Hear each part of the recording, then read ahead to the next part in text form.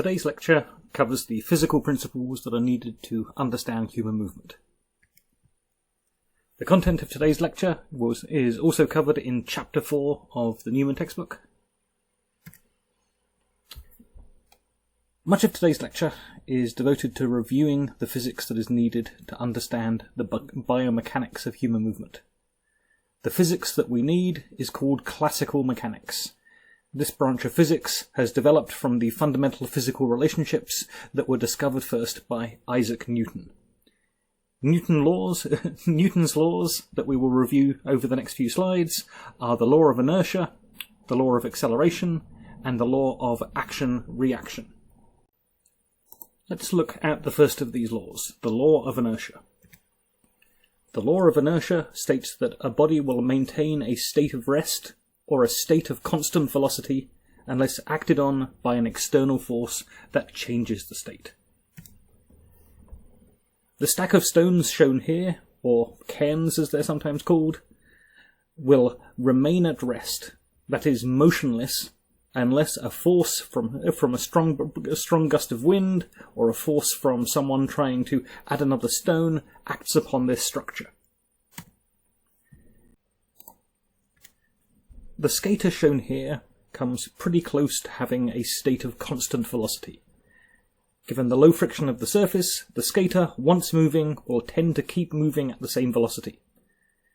The reason that, in reality, the skater will not keep moving with the same velocity forever is because external forces are acting on him.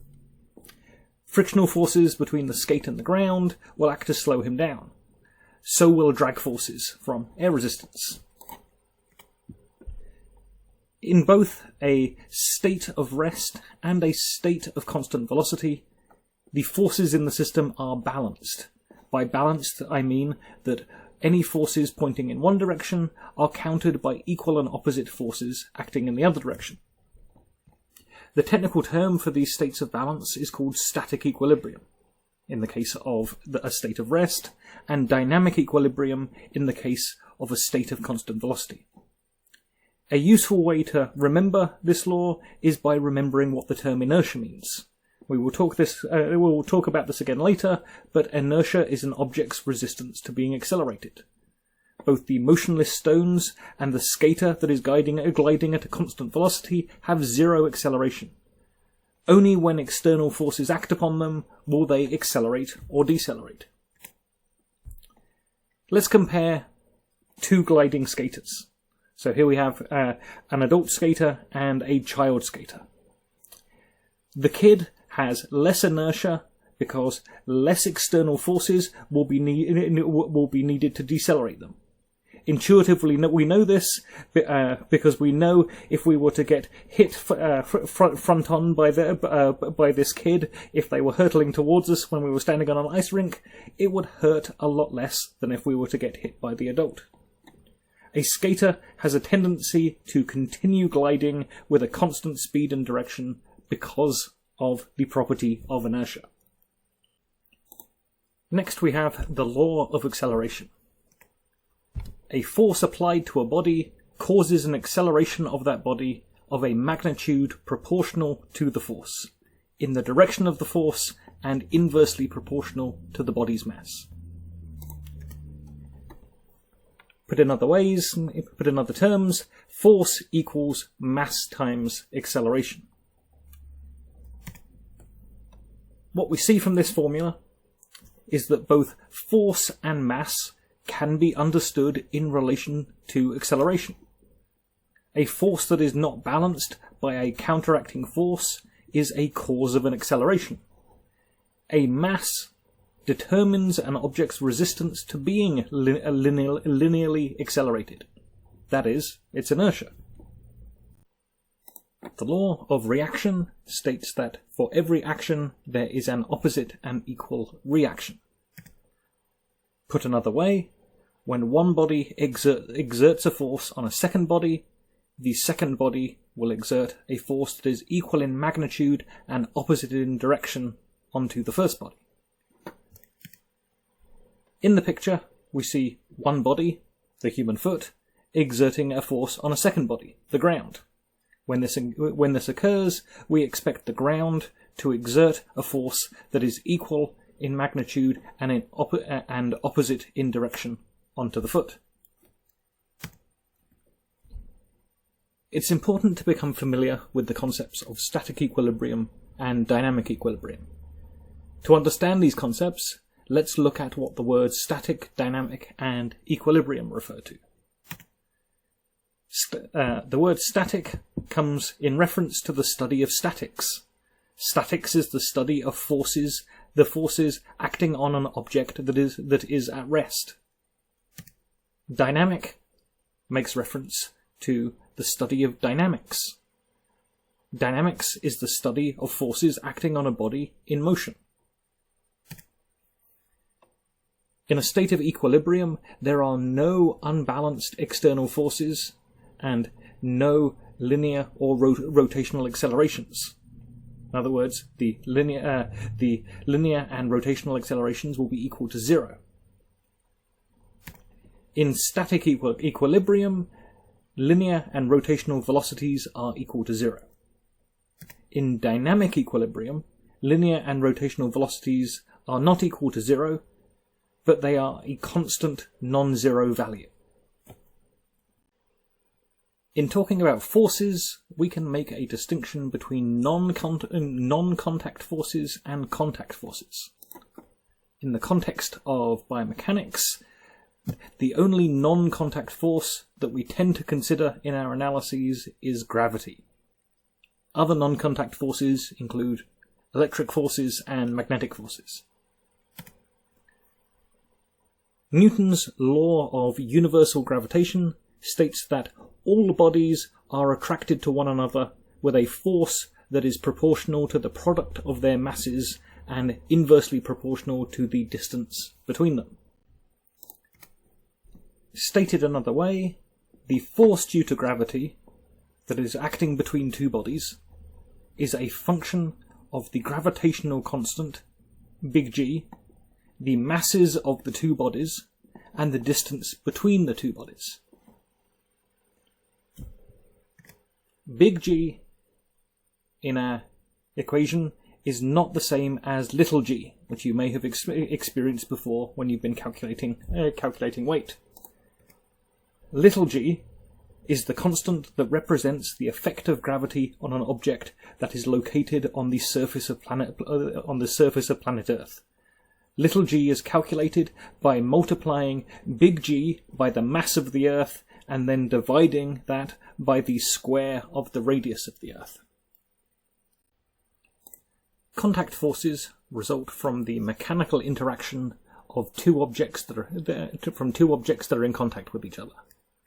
Examples of contact forces include frictional forces, air resistance or drag forces, elastic forces, and viscous forces that are generated from a fluid's resistance to being deformed. Contact forces that we will encounter in our biomechanical analyses include ground reaction forces, joint reaction forces, and muscle forces. Let's look at contact forces as they apply to biomechanics. We'll start with ground reaction force. We know that any forceful contact with a surface will produce a reaction force. If you push against the ground pushes back on you with a force equal in magnitude but opposite in direction. Ground reaction force is commonly measured using a force platform or force plates, as we see labelled here. What you're looking at here is a diagram of a person forming a vertical jump off of a box and landing on these force plates. The force plates are instruments that have strain gauges embedded inside them that measure the forces that the plate experiences. The graph here shows the ground reaction force measured by the force plates for a jump landing. The vertical force is measured in newtons. Notice the black line on the graph at 600 newtons that's labelled BW. This represents body weight. This gives us a reference for how the forces that we are seeing compared to the force that would be measured if a person was just standing still on the force plates. A 600 Newton force is a force that would be produced by a 134 pound person standing still on the force plate. Notice that here that the graph starts at 0. At this point, the person is in the air and is just about to make contact with the ground. The toes will be the first part of the body to make contact with the ground, and the weight of the body will initially be accepted by the forefoot. Notice that we very quickly exceed the body weight line in terms of the amount of forces that's being created. The main impact of the landing follows when the heels make contact with the surface. After heel strike, we see the force fall to around 600 newtons.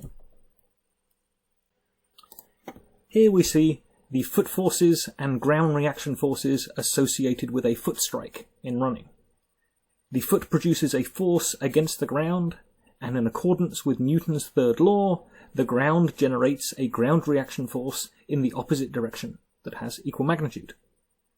The black dashed line shows the vector for the force that the foot exerts on the ground. The red dashed line shows the opposite and equal vector that is generated in reaction to the foot force. Notice that this vector can be broken down into two component force vectors, one that's pointing straight up, that gives us our vertical ground reaction force, and one that points backwards, that gives us our horizontal ground reaction forces.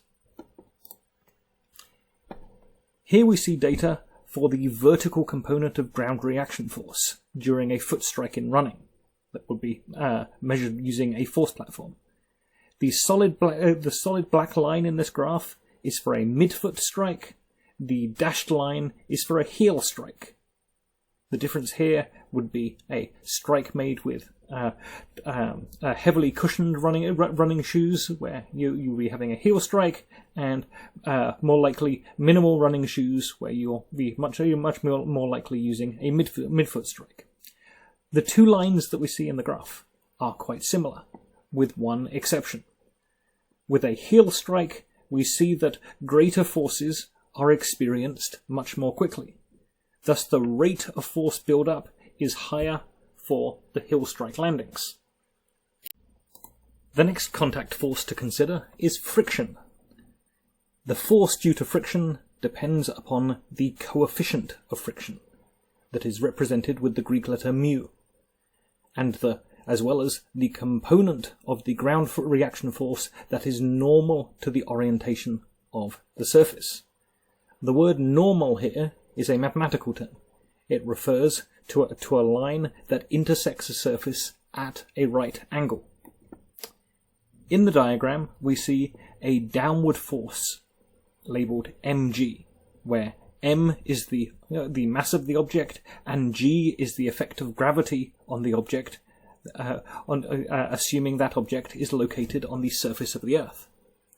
This downward force acting on the ground surface results in an equal and opposite reaction force.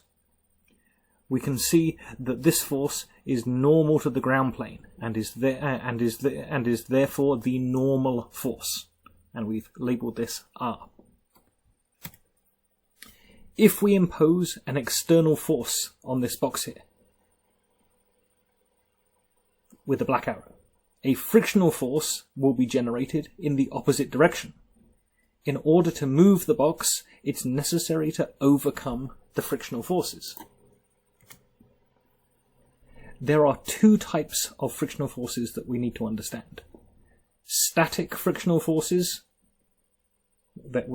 F subscript S, and dynamic or kinetic frictional forces, F subscript K. Static frictional forces are the frictional forces acting when the box is not moving, and they depend upon the coefficient of static friction, mu, subscript S. Dynamic frictional forces are the frictional forces acting when the box is in motion, and they depend upon the coefficient of kinetic friction, mu, subscript K. Here we see a graph that shows the frictional forces that result from increasing the external force that's applied to the box. Initially, we see that the harder we push on the box, the greater the frictional forces that arises to counteract it. At a certain point that we see labelled as the instant of motion in the graph, the external force becomes larger than the static frictional forces, and the box will start to move. As soon as this happens, we see a drop in the frictional forces. This is because dynamic friction that is present when an object is moving is different to static friction, which is present when an object is not moving. For the same object on the same surface, dynamic friction is lower than static friction. This drop in the graph shows us why it is harder to get an object to start moving than it is to keep it moving. Let's use the scenario here in this picture of these two shiny model people as one last example. If she was not in the box, the weight of the box would be very small, and the normal reaction force R that is generated would also be very small. This would mean that the frictional forces will be very easy to overcome when this guy attempts to push against the box, and it will be very easy to get the box into motion. When the model lady gets into the box, her added weight will dramatically increase the normal reaction force, and the static and dynamic friction forces that need to be overcome to get the box moving and then to keep it in motion will be much higher. Here we see a table of coefficients of static and dynamic friction that have been calculated for different surfaces moving over one another. Notice that the coefficients of static friction, mu subscript s, are all larger than the coefficients of kinetic friction, mu subscript k. In this table, we see some useful coefficients of friction. Particularly interesting is the coefficients we see for rubber on dry concrete. This is pretty interesting because these coefficients relate to someone running on pavement, and the meeting of the rubber of a running shoe to the concrete of a pavement. We can see that the friction coefficients for rubber on wet concrete are much lower than the friction coefficients for rubber on dry concrete. We can also notice the coefficients for synovial joints. Let's come back to looking at the ground reaction forces that are associated with a foot strike in running. This time we will turn our attention to the horizontal component of the ground reaction force vector. According to Newton's laws, force equals mass times acceleration. What this law tells us is that we will only see an acceleration of the body, here we're talking about the foot, if there is a force in one direction that does not have an opposite and equal force opposing it. In order for you to make a firmly planted heel strike, the horizontal force from the heel strike must be countered by an equal and opposite horizontal component of the ground reaction force vector. If this does not occur, then your foot will start to accelerate, as F equals ma tells us. In other words, your foot will start to slip out in front of you. So, if the horizontal ground reaction force is less than the horizontal foot force, then the foot will slide forwards. It will start to accelerate. Whether this happens or not depends upon the frictional forces. Referring back to the previous slide, to know the force due to frictional forces, we want to know the coefficient of static friction for rubber on concrete, assuming that is that we're talking about running with running shoes on a pavement. We would also want to know the normal force. The normal force here is the vertical component of the ground reaction force vector. If you understand the concepts that we had on the previous slide, you should be able to answer the following question. Why is it easier to pull a desk than to push a desk? As I've done a couple of times before, I'm going to leave this question with you. The physics involved in answering this question is diagrammed here.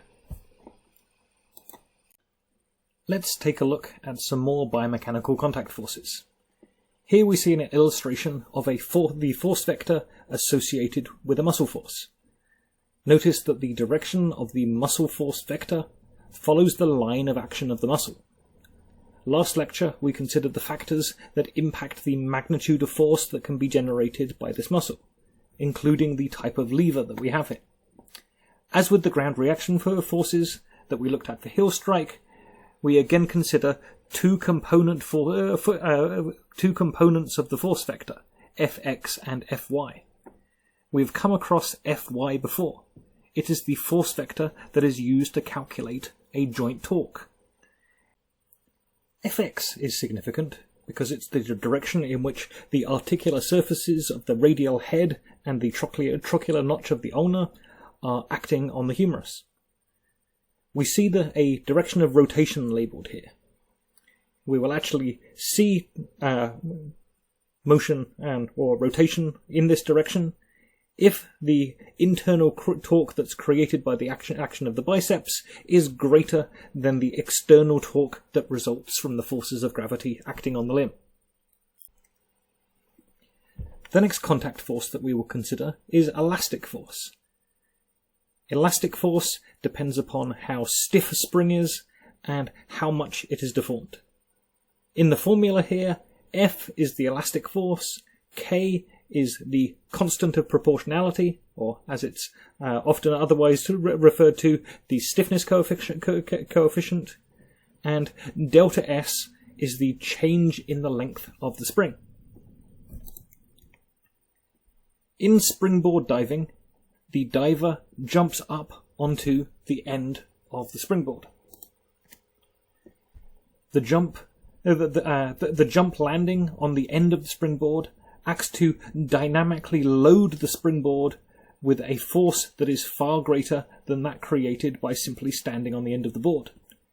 This dynamic loading deflects the springboard, and in doing so creates an elastic force in the springboard. The strength of this force depends upon the stiffness of the board and how much the board is deflected. Now let's consider inertial forces. An inertial force is a force that resists a change in velocity of an object. In other words, it is a force that resists an acceleration or deceleration of the object. It requires a greater force to put an object with a greater mass into motion. A simplistic but useful way to remember what inertia is to think about inertia being a measure of how lazy an object is. A lazy object is an object that really does not want to change what it's doing. As we've discussed before, inertia depends upon mass. The car here has a lot of mass. It takes a lot of force to overcome the inertia of this object and get it into motion. Once this object is in motion, it takes a lot of force to change its motion. That is, to speed it up or slow it down. So inertia identifies the physical property that tells us that it requires a greater force to put an object with greater mass into motion. And that once the object is in motion, that it requires a greater force to arrest that motion. Thus, heavier objects, that is, objects with more mass, have greater inertia.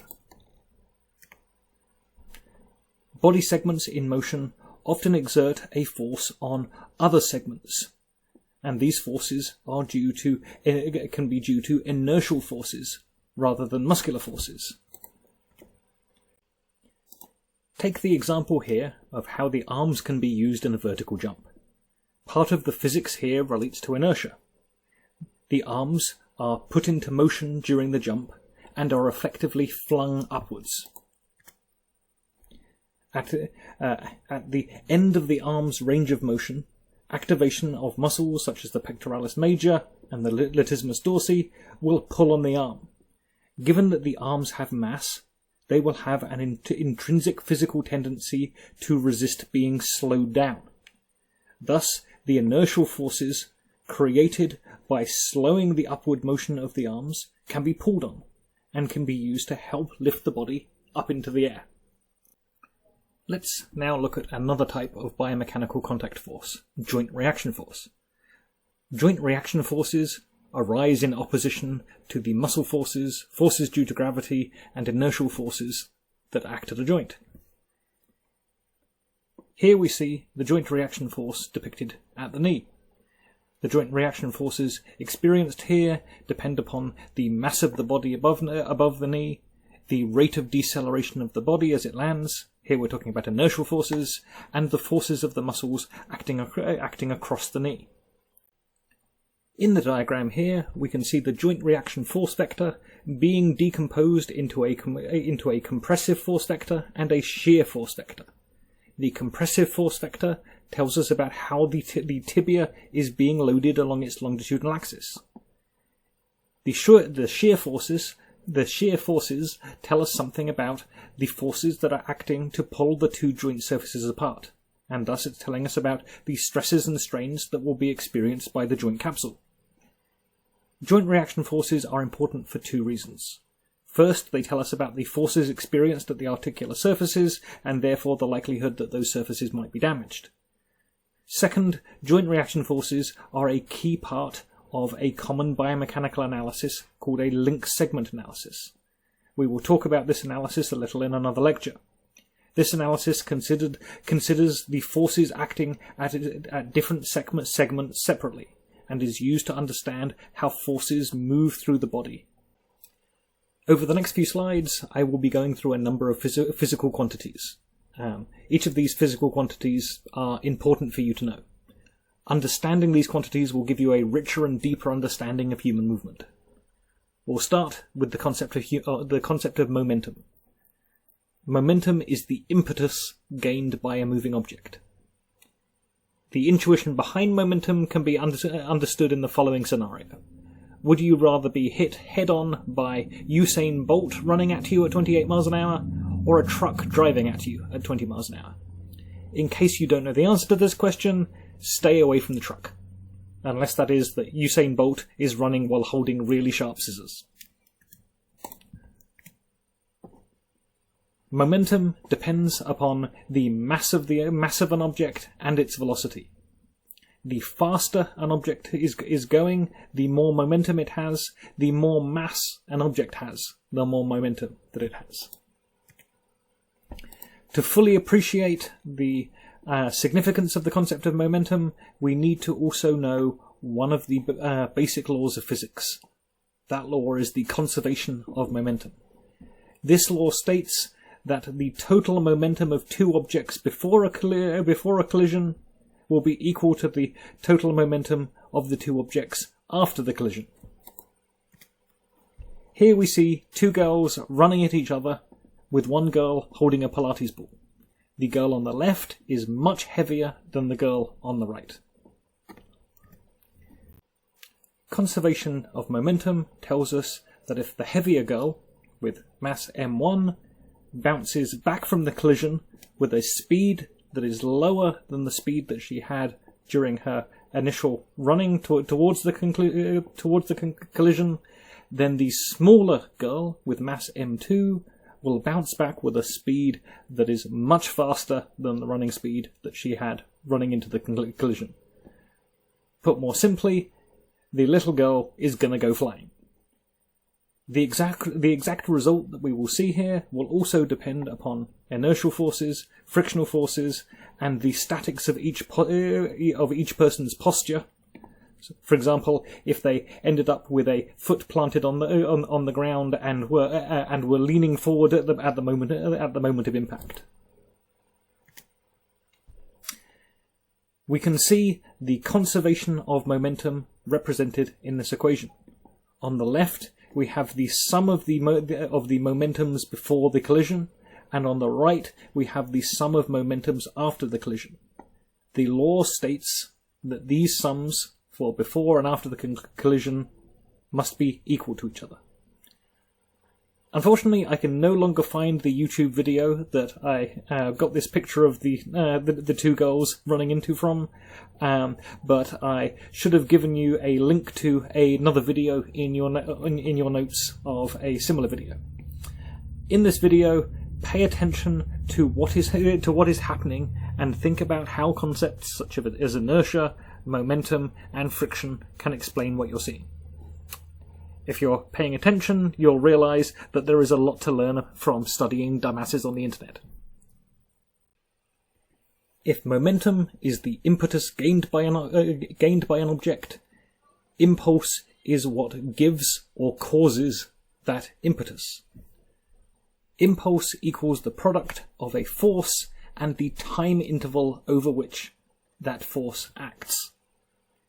So what's the relationship between impulse and momentum? Impulse is equal to the change in momentum over time. If momentum equals mass times velocity, we want to know how that changes over time. Given that mass typically does not change over time, we can reasonably say that impulse equals mass times change in velocity. The relationship between impulse and momentum captures the effects of a force over a period of time, where the effects of the force is to change the velocity of movement. Given the relationship between impulse and momentum, we can say that an impulse causes a mass to change its velocity. Let's look at this in action. A 10 Newton force is applied to a 2 kilogram mass for 3 seconds. What's the change in velocity? Using the equation we have, we know that force multiplied by change in time equals mass times change in velocity. Force is 10 newtons, the time elapsed is 3 seconds, the mass is 2 kilograms. This gives us a change in velocity of 15 meters per second. Let's look at another sample application of this knowledge. Assume that it's been determined that a force of over 500 newtons can injure your bare hand. What then is the shortest period of time it will take to stop a ball travelling at 47 meters per second if the hand is to be protected? Note, I've chosen 47 meters per second here because this is around the speed of the fastest ever baseball pitch. So, let's think about this for a baseball. A baseball weighs around 0.115 kilograms. We know that force times the time over which the ball is stopped by the catch must equal the mass times the change in speed that we observe. The force of interest is 500 newtons, the mass is 0.15 kilograms, the change in speed is from 47 meters per second to 0 meters per second, so 47. Given this, the catch must be spread over at least 0.014 seconds. Okay, now let's think about this for a similarly sized cannonball. A cannonball weighs 5.44 kilograms. The force of interest again is 500 newtons. The mass is 5.44 kilograms. The change in speed is 47 again. Given this, the catch must be spread over 0.5 seconds. In reality, neither of these scenarios is actually physically possible when the balls are travelling so fast. It's not possible for us to move our hands quick enough to spread the impact over these time periods. The impact of a baseball, for example, when it's travelling at 47 meters per second, that impact will be spread over 0.5 milliseconds. That is 0.0005 seconds, which is a significantly smaller amount of time than 0.0114 seconds. So, being able to move in a way that would spread either of these impacts out over the time required to avoid injury is going to be very tough. Note that the values that I created here assume an impact area of about 2 square inches. When we look at a baseball, players tend to wear gloves that are designed to spread out the impact area. In the great game of cricket, on the other hand, the ball is both heavier and denser, and fielders do not wear gloves. In this sport, then, you will see very different styles of catching. Here we see a fielder increasing the catching surface by using both hands to catch, and spreading out the time over spreading out the time over which the ball is decelerated by moving his hands down with the ball to spread out the amount of time over which the deceleration occurs. Here we see the force time graphs measured via a force platform for a high vertical jump and a low vertical jump performed by the same athlete. Given that impulse equals force times change in time, we can calculate impulse in these graphs by working out the area under each of these curves. We see that the impulse exerted for the high vertical jump is much higher than that for the low vertical jump. It should be noted that impulse perfectly predicts jumping height, and as such it is far better suited for evaluating jumping performance than quantities like power. Next, let's talk about the physical quantity of work. A force can do work. By definition, a force does work only when its point of application undergoes a displacement in the direction of the force. Work is equal to force multiplied by distance. The units of work are Newton meters or joules. We can calculate the work done in a muscle contraction by multiplying the force by the muscle length change. Because a force only does work when the direction of movement is the same as the direction of force, we get the situation in which a muscle produces positive work in a concentric contraction and negative work in an eccentric contraction. In a concentric contraction, the direction of movement of the limb and the direction of muscle force are in the same direction. Therefore, the muscle is doing positive work. In an eccentric contraction, the direction of movement and the direction of muscle force are in opposite directions. Therefore, the muscle is, by definition, doing negative work.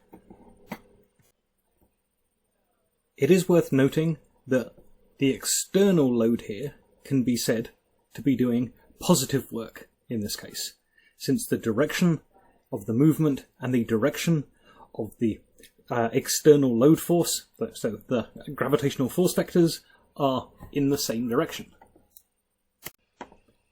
Mechanical power is the rate at which work is produced. The units of power are watts. Power can be calculated in 2 different ways. The first way is to calculate average power. Average power is the work done in an action divided by the time over which it took to do that work. Let's look at a highly simplified example to clarify this. Here we see a person walking up a short flight of stairs. In this task, positive work is done by raising the mass of the body up the stairs. Work equals force times distance.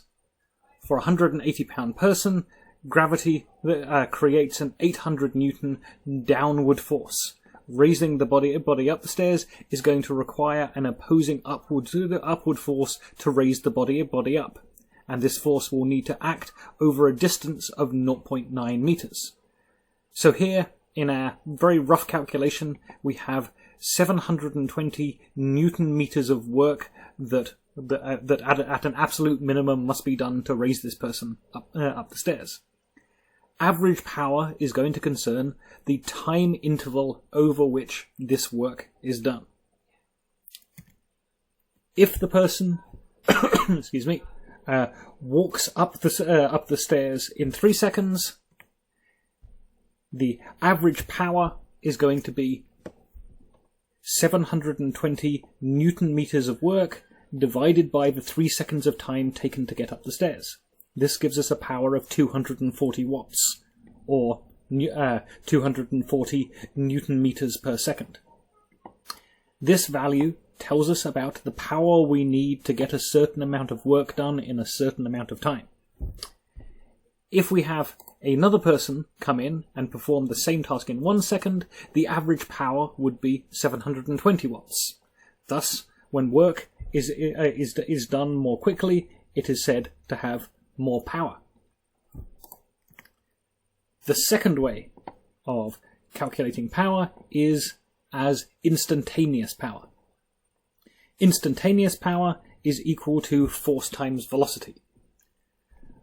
Rather than calculating the average power over a time interval, here we're looking at the power that exists at a specific moment in time. For example, with a person walking up the stairs, in the example we've been using, if they stop on each step and pause for a second, at that moment, no instantaneous power will be exerted. Instantaneous power only exists in the moments that the body is in motion. Here we see ground reaction force data for a vertical jump. Initially, the athlete lets their body drop down in order to dynamically load their leg extensors. This momentarily reduces the ground reaction force to be lower than 800 newtons. 800 newtons is the force that results from this particular athlete's body weight when he or she is standing still. The athlete then rapidly extends their legs and generates a ground reaction force that exceeds their body weight. The last point on the graph is just before takeoff. Here we see the velocity of the center of mass of the body. We will talk about the concept of center of mass in either the next lecture or the lecture after that. Initially, the center of mass of the body is being lowered, and then it's being raised.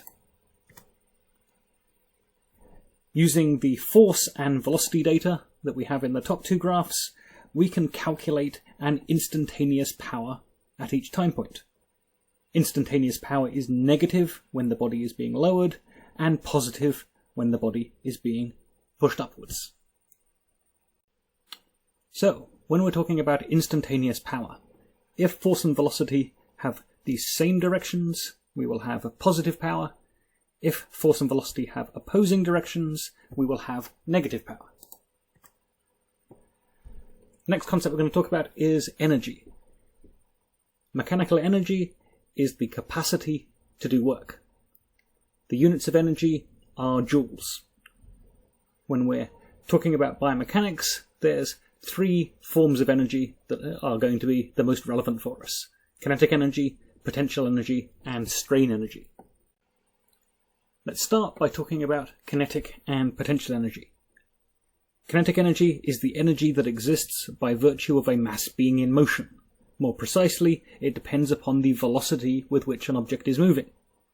Potential energy is the energy that exists by virtue of a body's position or configuration. Gravitational potential energy depends upon the height a mass has been raised up, and therefore the potential of that object to fall under the influence of gravity. To fully appreciate the concept of energy, we need to know another one of the basic laws of physics, the conservation of energy. The law of conservation of energy states that energy cannot be created or destroyed. energy can only be transformed or transferred from one form into another. In biomechanical analyses, this typically means that energy is transformed between kinetic, potential, and strain energy forms. Here we have a classic example of energy being transformed from one form into another. Energy here is transferred between gravitational potential energy, which is at its greatest value when the pendulum is raised up, and kinetic energy, which is at its greatest when the pendulum is at its lowest point in the arc and is moving at its fastest. Strain energy, or elastic energy, is potential energy that is due to the deformation of an object. For example, in the case of stretching a tendon. Strain energy depends upon the stiffness of the elastic element being deformed, this is referred to as the spring constant, and the amount that it is deformed. And the amount can be either an amount of stretching or an amount of compressing. So, strain can be used to deform an elastic tissue, and strain energy can be stored up, and this energy can be given back in the form of kinetic energy. An example of this principle in action that we'll see next lecture is the stretching of the plantar fascia in the mid-stance and terminal phase of gait. This stored strain energy in the tissues of the plantar fascia can then be used during terminal stance to help propel the body forwards. We can use the concept of energy to give us an alternative and potentially more useful way of understanding the actions in a springboard dive.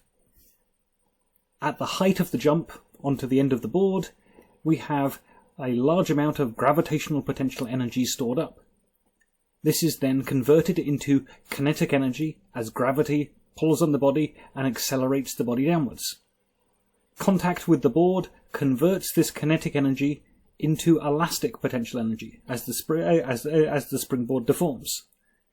Elastic potential energy can also be stored up in the body via the stretching of particular muscles, depending upon how the athlete chooses to land. The elastic potential energy is then released by the springboard to fling the diver upwards. The height of the dive can also be actively increased by eccentrically contracting muscles during the landing. This will increase the amount of elastic energy being stored up. So far, we've almost exclusively talked about linear kinetics. We also need to understand the angular equivalent of the linear kinetic quantities that we've encountered.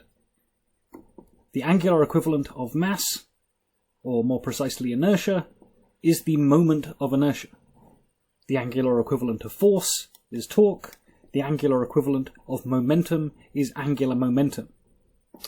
The angular equivalent of impulse is angular impulse.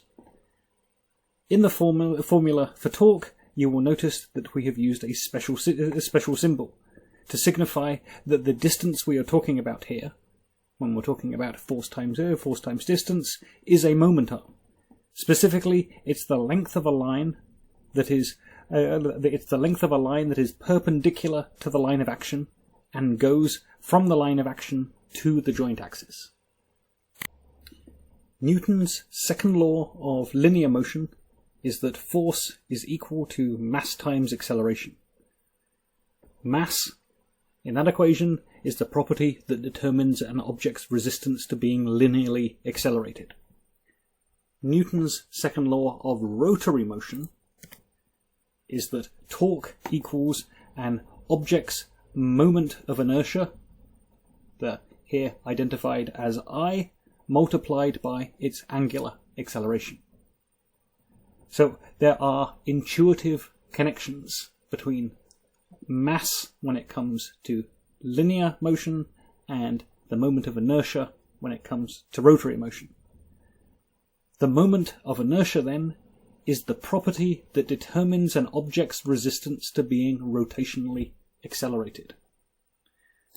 We can get some intuitions about this by considering about how the moment of inertia is calculated. The moment of inertia I depends upon the mass in an object and how far away that mass is located from the axis of rotation.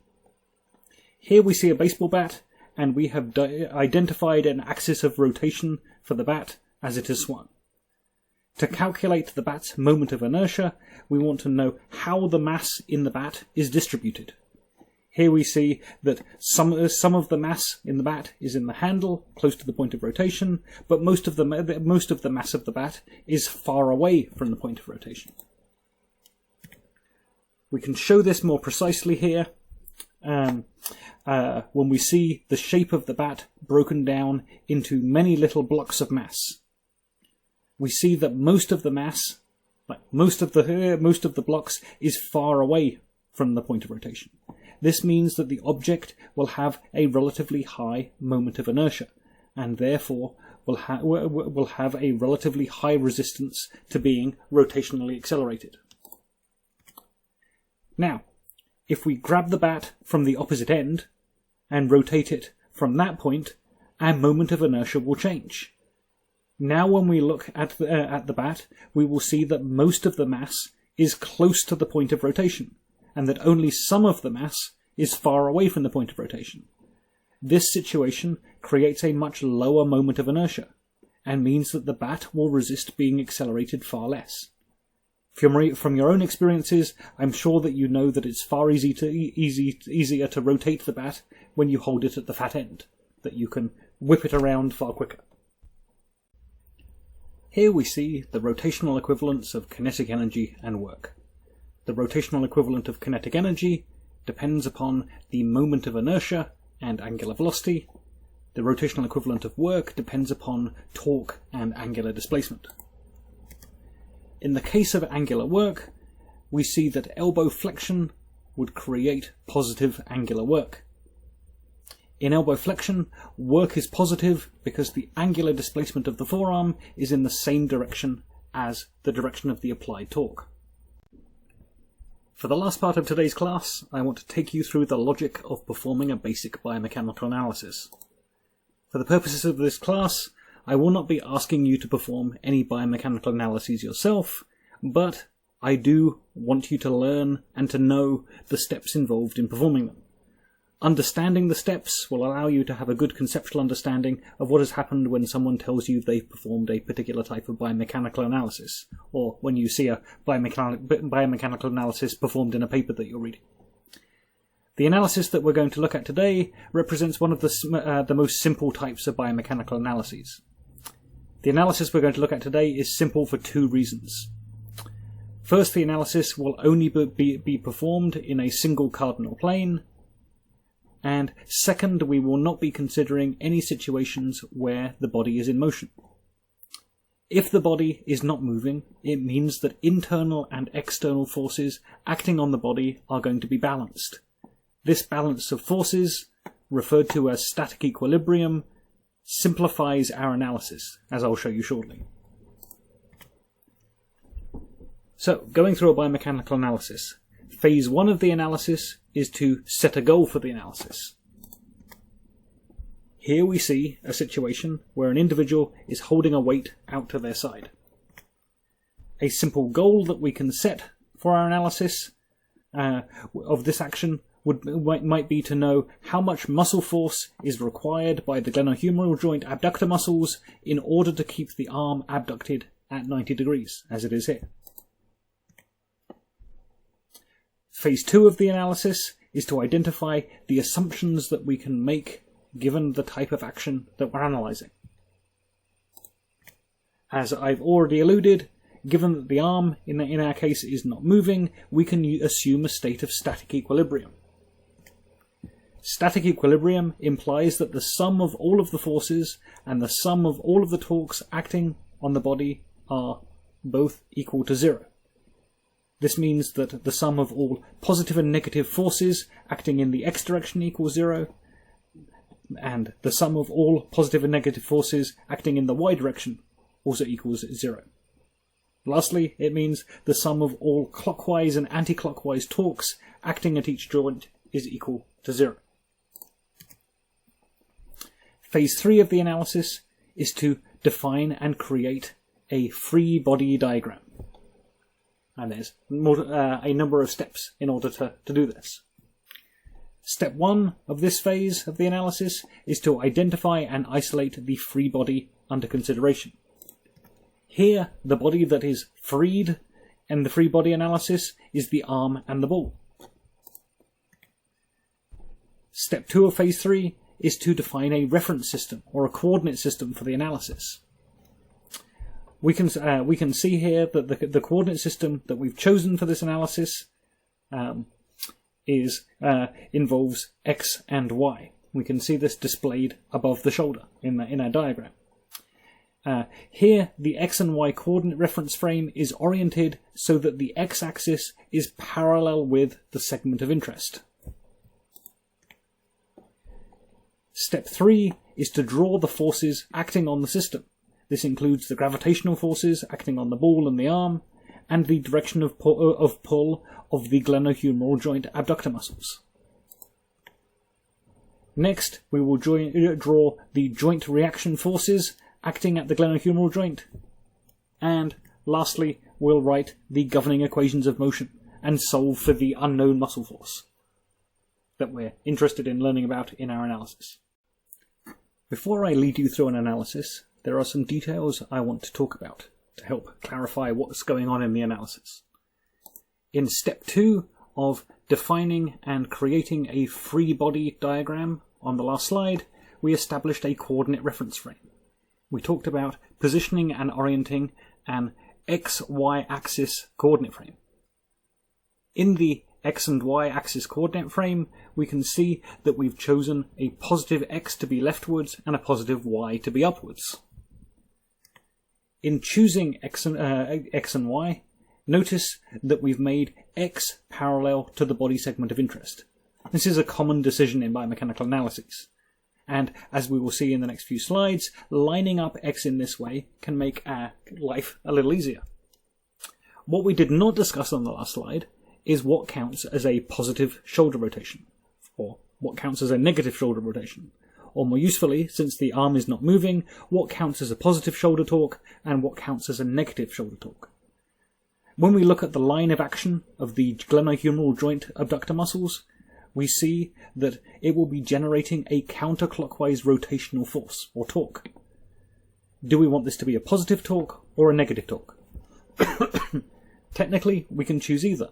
But if everyone that performs a biomechanical analysis randomly chooses one direction or another, it has the potential to cause lots of confusion. To get around this, there's a rule of thumb. Actually, it's quite literally a rule of thumb for choosing which direction of rotation should be positive. The solution that's used by many researchers is called the right-hand rule. So, here we see a right hand in the top right hand of the corner of the screen. If you posture your hand like this, you will see that you've created three axes. We designate the index finger to be pointing along the direction of the x-axis, the middle finger to be the y-axis, and the direction that the thumb's pointing in to be the z-axis. If you contort your hand to align your hand with the direction of the x and y axes that are above the picture of the shoulder on the screen, you will find that you will end up with your thumb pointing out of the screen towards you. This tells us that using the right-hand rule, that the positive direction of the z-axis will be coming out of the page. Next, as in the picture here, I want you to put your hand in this relaxed posture. Here we use the natural curl of the fingers to give us a direction of rotation. When you place your hand like this over the shoulder joint axis, with your thumb pointing out of the screen, just as we determined that positive Z is going to be coming out of the screen a second ago, the curl of your fingers is going to designate the counterclockwise to be the positive direction of rotation and torque. So, using the right-hand rule, we determined that determined a positive torque to be in the direction of shoulder abduction. Here we see an ice skater in midair. Rachel, my partner, informs me that we're probably looking at a double or triple Lutz here based upon how tight this athlete's arms are tucked in. Using the right-hand rule, if we decide that the positive z direction is upwards, then this athlete is spinning in a positive direction. Positive angular rotation and positive torques are going to be in a counterclockwise direction. The next thing I want to clarify before we go through an analysis is the process of decomposing a force vector into its relevant components. Here we see an illustration of an isometric elbow flexion. We can see a muscle force vector depicted with a large red arrow that's labelled MF. Based upon the line of action of this muscle, we're looking at the force created by the brachioradialis. To understand what this muscle is doing, we need to break down the muscle force vector MF into its relevant components. If we want to understand the torque that can be created by this muscle so as to flex the arm, then we want to identify the component of muscle force that's contributing to joint torque generation. The component of the vector MF that creates a flexion torque is the normal muscle force, labelled as MF subscript N in the diagram. This is the component of the resultant force vector MF that acts perpendicular to the long axis to the long axis of the body segment that we're analysing. This component is perpendicular to the tangential force that we will look at in a second, and is the force that produces the internal torque. Once we have the normal muscle force vector, we can calculate the internal torque created by the brachioradialis by multiplying the magnitude of the normal force vector by the length of the moment arm labelled IMA in the figure. This moment arm stretches from the joint axis to the muscle insertion point. Next, if we want to understand the loading forces that are being created by the brachioradialis on the articular surfaces of the humeroradial and humeral-ulnar joints, then we want to look at the tangential muscle force that is labelled MF subscript T. The tangential muscle force component is parallel with the long axis of the segment.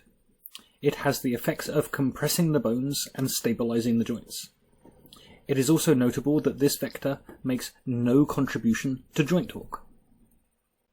So let's walk through an analysis. Here are the step-by-step guidelines for determining muscle force, torque, and joint reaction force. We are focusing here on the specifics of phase 3 of the analysis. Step 1, draw a free body diagram.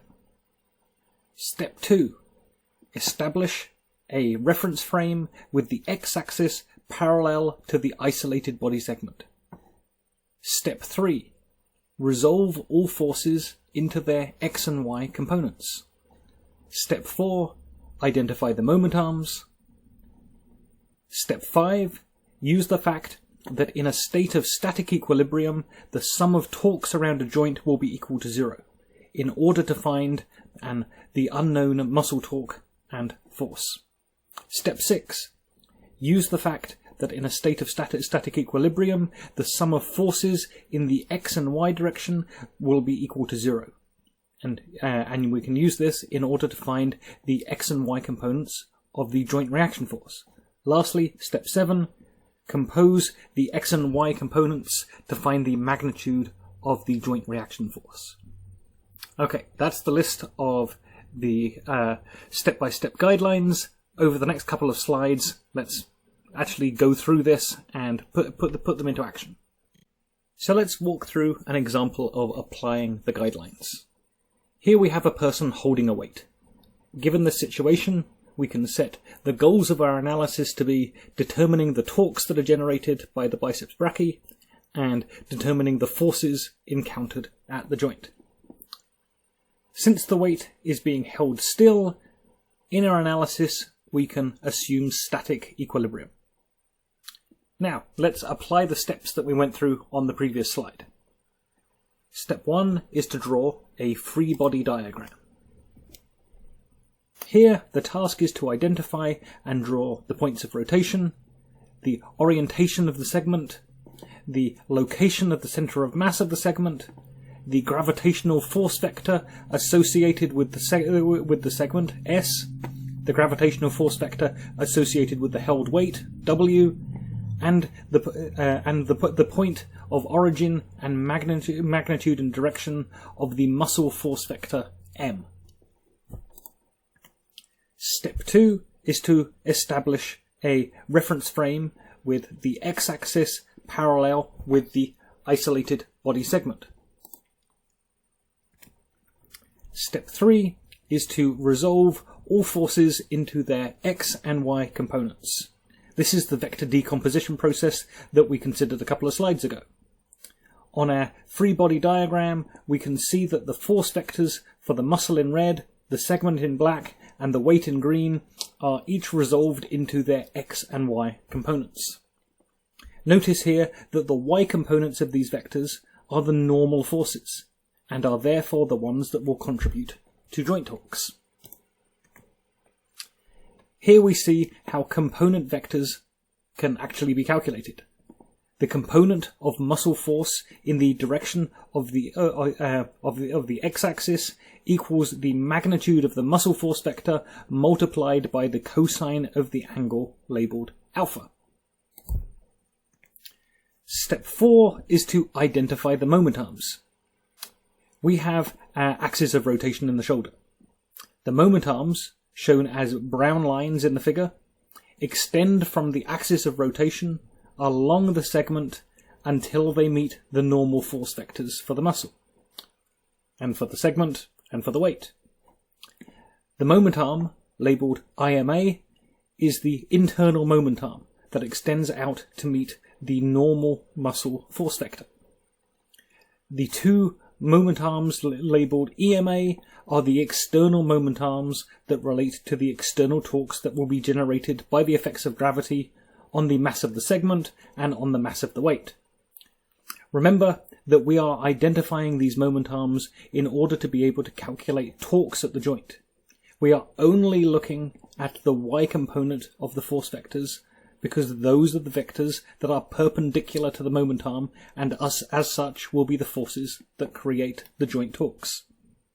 The joint reaction force vector will not have a moment arm because its line of force falls through the axis of rotation. Therefore, the moment arm would have a length of 0. Step 5 is to use the fact that in a state of static equilibrium, the sum of torques acting around the shoulder joint will be equal to 0. We can use this to find the unknown muscle torque and muscle force. If the sum of torques is equal to 0, then the sum of torques from the segment, the weight, and the muscle should sum to 0. We ignore the joint forces here because they do not create any torques, since they do not act at a distance from the joint axis. If we rearrange, we can calculate the internal muscle torque as a positive muscle torque as being equal to a negative gravitational segment torque and a negative gravitational weight torque. I have rearranged the terms in this way so that the signs of each value that we're seeing here are consistent with the right-hand rule. Based upon applying the right-hand rule to this particular situation here, we have the internal muscle torque being positive and the external segment and weight torques being negative. Next, we need to calculate the torque-producing forces. These are the normal forces, or the y components of the force vectors. For example, the y component of the gravitational force vector S equals cosine theta multiplied by the magnitude of the vector. Using the torque-producing forces that we have just calculated, we can calculate the torque that's produced by the action of the biceps, the TM, the torque produced by the muscle. We know that the positive torques produced by the biceps is countered by the negative gravitational torques produced by the segment and produced by the weight. We also know that each torque is calculated by multiplying the torque-producing force by the moment arm that's determined by how far from the point of rotation that torque-producing force is acting. Given this, here we see the positive torque produced by the biceps is equal to the negative torques produced by the segment and by the weight. The torque of the segment is calculated by multiplying the torque-producing force, S subscript y, by the moment arm for that segment, EMA subscript S. The torque for the weight is calculated by multiplying the torque-producing force, W subscript y, by the moment arm for the weight, EMA subscript W. Thus, given that we have just calculated S subscript y and W subscript y, and that we can directly measure these two external moment arms, we can calculate the torque produced by the biceps. Next, we want to know about the forces produced by the biceps. We know that muscle torque equals the internal moment arm multiplied by the normal muscle force. We can measure the internal moment arm, and we worked out how to calculate muscle torque a moment ago. So we can calculate the normal muscle force as muscle torque divided by the length of the internal moment arm. Once we have a value for one of the components of the muscle force vector, we can use basic trigonometry to calculate the amount of force the biceps is creating. Okay, so we have now worked out the force produced by the biceps and the internal torque produced by the biceps. Next, we want to know about the kinds of forces that are acting at the glenohumeral joint. To do this, we'll go to step 6 in the guidelines. Step 6 is to use the fact that in a state of static equilibrium, the sum of forces in the x and y directions are equal to 0. Given static equilibrium, we know that the sum of forces in the x direction are equal to 0, and we know that the sum of forces in the y direction are equal to 0. This gives us these formula. Since we know the component forces for the segment, the weight, and the muscle, we can calculate the components of the force acting at the joint. So, given that we have these equations where we know all of these forces balance to 0, so we can have these forces all equal to 0, we can rearrange it, which will bring the component forces at the joint to this side of the equation being equal to these three forces here that we've worked out on the previous slides. So we know all of these, and therefore we can calculate what the component vectors of the joint reaction force are. So when we're looking up here, when we're thinking about the kinds of forces that have been experienced by the glenohumeral joint, we can calculate here the forces acting in the x and in the y direction. The last step then, if we actually want to know the overall magnitude of the joint reaction force vector, is to compose the x and y components that we just calculated of the joint reaction force to find the total joint reaction force. Given that we have the two component joint reaction force vectors, we can simply use the Pythagorean theorem to calculate the overall force that is experienced at the joint. Okay, that completes our 4th lecture covering the principles of biomechanics. Thanks, guys.